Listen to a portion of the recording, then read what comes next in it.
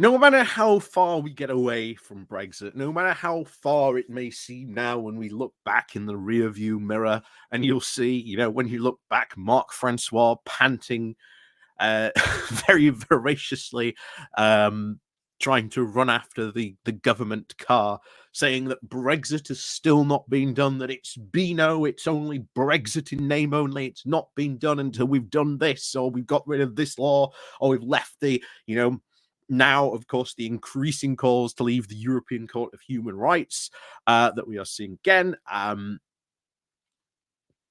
It's never really going to be over. Never ever really going to be over. The idea that the Brexit wars will have now come to an end. No. What's old will always be new again. The Rwanda bill pretty much was almost the exact same Brexit battles we had seen in the past, even played out with the whole melodrama of will the ERG raise their spectre and kill the bill in its infancy because it wasn't hard enough.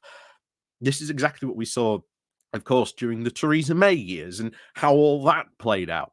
But one of the big things that we've seen constantly talked about by the Brexiteers is the idea that we can now change our economy for the better using our new Brexit freedoms. Wouldn't it be great now we can use all these Brexit freedoms, but not actually talk about exactly what we're going to do? But, Brexit freedoms.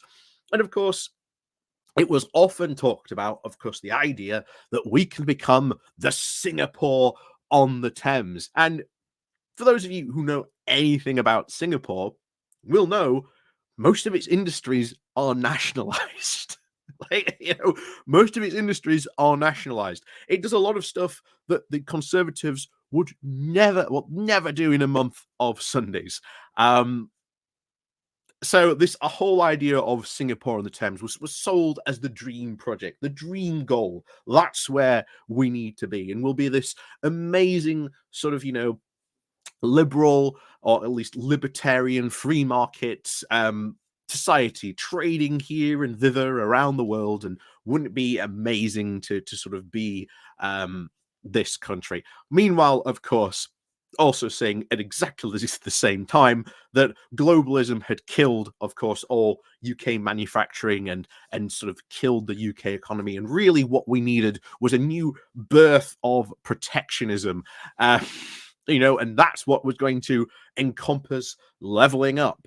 And wouldn't that be amazing and great? And of course, as we always said, the whole idea of global Britain, this free market fundamentalist Britain that was being sold, was never ever compatible with this leveling up protectionism. Let's defend our manufacturing industry and really promote and rebuild our industries that we wanted.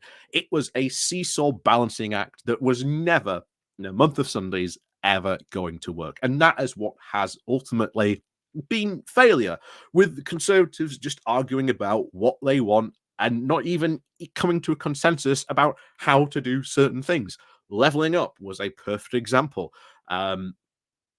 What did they really do in leveling up? Well, there was this new pot of money called the Leveling Up Fund, which councils, instead of being, given by need, which is how it used to be given out, no, councils now had to compete for an ever decreasing pot of money. And as we saw, councils had to spend just as much sometimes to get access to that pot of money.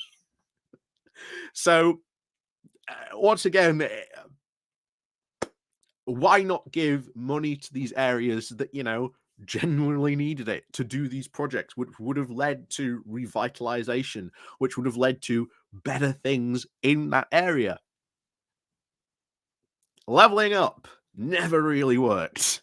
But of course, we are talking about the Big Bang 2.0. Of course, the Edinburgh reforms. Well, those have been going a year now, and well, turns out it's been more the Big Pop 2.0 or the Damp Squib 2.0 or, well, the not quite big bang we were hoping for 2.0, as has been described by a lot of industry experts when it has come to this. But before we go talking more about that, please do remember to click on the like, share, and subscribe button. And of course, down below there are links to my Patreon page and a one-off donation link called Buy Me Coffee, where you can buy me coffee.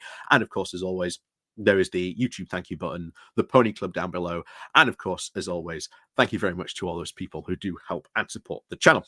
So, what were, of course, the Edinburgh reforms? And of course, not to bore you with all the technical nonsense, but essentially, the Edinburgh reforms were all about stripping away the the financial protections that were put in place after the 2008 financial crash to make sure that, let's say, there should ever be another financial crash or something like that, that at least the UK economic car had seatbelts. It had, safety features should there be another crash. And I often describe these Edinburgh reforms as this because it's the best way to sort of get it across to you guys what's really been stripped away from the UK economy. Because like anyone who drives a car, you are not accident proof. No matter how safe a driver you might be, even with Liz Truss at the helm at one point, no matter how safe a driver you might think you are, sooner or later, either A, you are going to get in an accident, or someone else is going to be involved in an accident and you will be involved as well, whether they brake too hard and you go into the back of them, or whether they just don't brake and go into the back of you. Accidents happen all the time. But the key thing here is that these Edinburgh reforms have stripped away those financial protections that were put in place after the 2008 financial crisis to protect us from potentially those economic shocks like we saw in the aftermath of 2008 from happening again or being as bad. Now, all those have been stripped away. Why? They were stripped away in the name of growth, because that's what Rishi Sunak and Jeremy Hunt wanted, that if we did these Edinburgh reforms, as they were being dubbed as, because they were announced in Edinburgh, that we could see these new banking reforms and we would have this new big bang, just as Margaret Thatcher stripped away all these other banking protections back in the 80s and we saw the original big bang. Well, now we would see a big bang 2.0. We've had these in place for over a year, and banking professionals have basically gone, well, no, they haven't had any effects. Again, Brexit freedom to strip away these financial protections, and yet